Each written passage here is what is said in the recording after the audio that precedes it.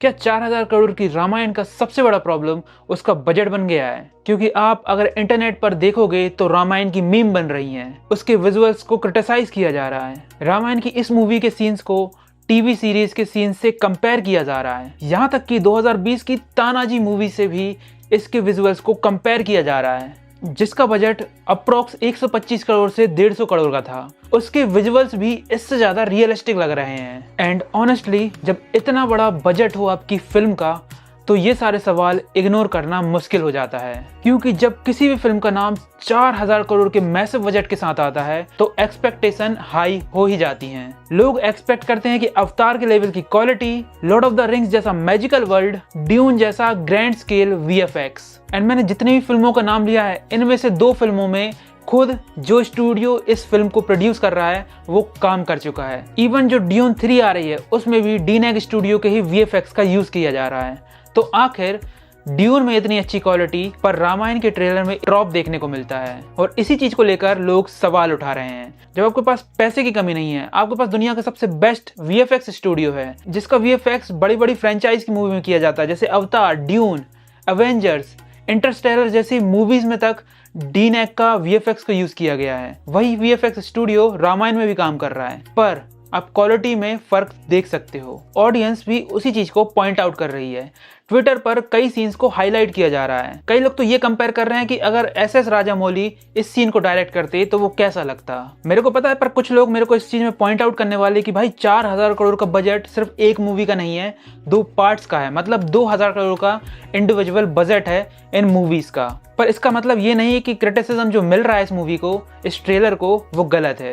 क्योंकि कहीं ना कहीं हमारे लिए रामायण बहुत प्रेशियस चीज है, हमारे कल्चर का बहुत बड़ा पार्ट है। हमने भले ही रामायण को कई बार देखा है, पर जैसा आदि पुरुष के साथ रामायण के साथ खिलवाड़ हुआ वैसा अब कोई नहीं चाहता कि ऐसा हो।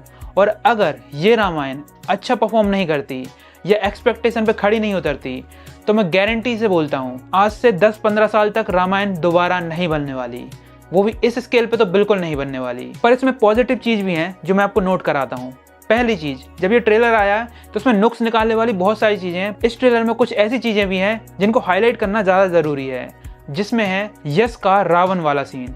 आप अगर ध्यान से इस ट्रेलर को देखोगे तो रावण के जितने भी सीन्स हैं, इवन रावण का जो पूरा आर्क दिखाने का ट्राई करा है इसमें, वो सारे के सारे काफी पॉलिश लगते हैं। जैसे कि ऐरावत वाला सीन जहां पर रावण ऐरावत से टक्कर लेता है, इवन जहां पर वो ग्रैंड स्केल पे खड़ा होता है एंड उसके नीचे पूरी ऑडियंस दिखती है। एंड जितने भी रावण के सीन हैं, अगर आप उसे ध्यान से गौर करोगे तो आपको ये चीज़ समझ में आएगी कि रावण के जितने भी सीन्स हैं वो बहुत ही ज़्यादा पॉलिश्ड हैं और ऐसा लगता है कि भाई ये रेडी टू यूज़ हैं मूवी के लिए। पर अदर हैंड अगर आप राम भगवान के सीन्स देखोगे, जो रणवीर कपूर के सीन्स हैं, वो काफ़ी कम पॉलिश्ड लगते हैं। जैसे कि वो हवन वाला सीन जहाँ पर वो जो हवन की जो अग्नि है वो थोड़ी आर्टिफिशियल सी लगती है, या इवन जहाँ पर बानर सेना के सामने वो खड़े होते हैं वो भी थोड़ा सा अनइवन सा लगता है, बहुत रियलिस्टिक सा नहीं लगता, कार्टूनिस्ट सा लगता है, ये एआई जैसा लगता है। बट ट्रस्ट मी गाइज, वो सब एआई नहीं है, वो वीएफएक्स है और हो सकता है उसे पॉलिश नहीं किया गया है। क्योंकि कुछ रूमर्स बाहर आए हैं रेडिट पर, ट्विटर पे बहुत सारे थ्रेड्स बाहर आए हैं जिसमें पता चला है कि इनिशियली रावण का जो ट्रेलर आने वाला था वो सिर्फ रावण का होने वाला था। जैसे कि पहला टीजर निकाला था जब राम भगवान का इंट्रोडक्शन कराया था एंड रावण की एक छोटी सी ग्लिम्स दिखाई गई थी, एंड दूसरी हैंड शायद वो रावण का ट्रेलर निकालने वाले थे जिसमें पूरा के पूरे रावण के सीन्स थे, रावण का आर्क दिखाने वाले थे कि कैसे वो कॉन्कर करता है लंका को एंड कैसे वो ऐरावत से लड़ता है, देवताओं से लड़ता है। लास्ट मोमेंट पे शायद इन लोगों ने राम भगवान के सीन्स को भी ऐड करा है, इसलिए वो ज्यादा पॉलिश नहीं लगते। एंड काफी हद तक ये चीज आप नोटिस भी कर सकते हो कि रावण के सीन्स वर्सेस राम भगवान के सीन्स में काफी फर्क है क्वालिटी में। इवन आप फर्स्ट टीजर देखोगे तो उसमें जो रावण का ग्लिम्स है, बहुत छोटा सा ग्लिम्स है, 1-1.5 सेकंड का ग्लिम्स है, वो ग्लिम्स को सेम इसमें भी यूज करा गया है ट्रेलर में। इसमें लाइटिंग क्लियर कर दी गई है, थोड़ा डार्क टोन दे दिया गया है एंड वेल पॉलिश्ड लग रहा है। वी नेवर नो भाई कि हमें जो क्वालिटी रावण के सीन्स में देखने को मिल रही है वो राम भगवान के सीन्स में भी देखने को मिलने वाली है, क्योंकि कंटिन्यूअसली इस पे काम चल रहा है एंड आखिरी की फिनिशिंग लाइन चल रही है। एंड मैं होप करता हूँ कि जो मैं कह रहा हूँ, जो मैं सोच रहा हूँ कि भाई सिर्फ रावण के सीन को ही दिखाने वाले थे, रावण के सीन्स को ही ट्रेलर में ऐड करने वाले थे, एंड मोमेंट पे राम भगवान के सीन्स को भी ऐड किया गया है इसे बड़ा बनाने के लिए, फुल फ्लैश ट्रेलर बनाने के लिए, तो वही सही हो। क्योंकि आप ये चीज नोटिस करोगे कि जब राम भगवान के सीन्स आते हैं, वो जब राक्षसों से लड़ते हैं, वो वाले सीन्स उतने ज्यादा पॉलिश नहीं लगते। पर वहीं ऐरावत वाला या ग्रैंड स्केल वाला सीन देखोगे जहां पर रावण की एंट्री होती है, रावण अपने किले में खड़ा हुआ है, लड़ रहा है सैनिकों से, ऐरावत से लड़ रहा है, चैलेंज कर रहा है देवताओं को, वो वाले सीन को देखोगे तो आपको दोनों में जमीन आसमान का फर्क देखने को मिलेगा, 19-20 से ज्यादा फर्क देखने को मिलेगा, क्योंकि रावण के सीन्स ज्यादा पॉलिश हैं।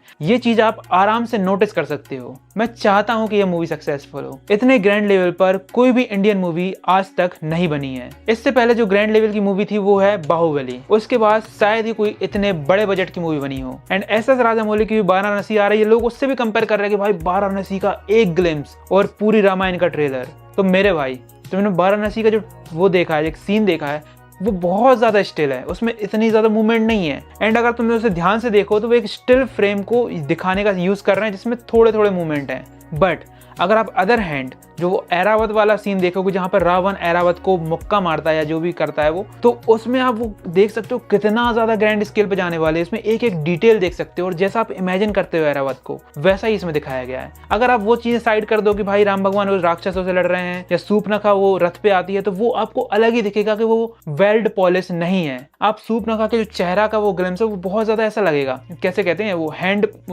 वाटर कलर्ड पेंट जैसा, कि उसमें क्लैरिटी ही नहीं है, उसमें शार्पनेस ही नहीं है, इवन उसमें डेप्थ भी नहीं लग रही है। हो सकता है वो अभी पॉलिश्ड नहीं है, 50% पॉलिश्ड ही हमको ट्रेलर में दिखाया गया, क्योंकि टीजर एंड ट्रेलर में आप फर्क देख सकते हो। एंड रही बात भाई हॉलीवुड मूवी से कंपैरिजन की, जैसे अवतार, ड्यून या फिर एवेंजर्स, तो उनका वर्ल्ड बिल्डिंग और हमारे यहाँ की वर्ल्ड बिल्डिंग थोड़ी अलग है। अगर आप बजट से इन दोनों को कंपेयर करोगे तो भाई वो जिस टाइम पे बनी थी उस टाइम के बजट के हिसाब से उनका बजट काफी मैसिव है। अगर आज के टाइम पे वो मूवी बनती, लाइक आप एंड गेम को लेके देख लो, अगर एंड गेम आज के टाइम पे बनती, आज के इन्फ्लेशन में बनती, तो उसका बजट भी काफी मैसिव जाता। प्लस रामायण को जिस ग्रैंड स्केल पे दिखाने का ये ट्राई करने वाले, जिसमें रामायण के पूरे का पूरा आर्क दिखाने वाले, जो आज तक हमें देखने को नहीं मिला। हमें बस रावण का वो एक्सपेक्ट देखने को मिला जिसमें वो सीता जी को हरण करने आते हैं, एंड इवन फिर वो आखिरी में जो वॉर होती है वो वाला हमें पूरा ग्रैंड स्केल पे देखने को मिलता है जब भी रामायण आई है। पर पहली बार हमको रावण के पर्सपेक्टिव से उनका पूरा आर्क देखने को मिलेगा। उसके बाद राम भगवान का पूरा आर्क चलेगा जहां पर वो सीता जी को लेने जाएंगे,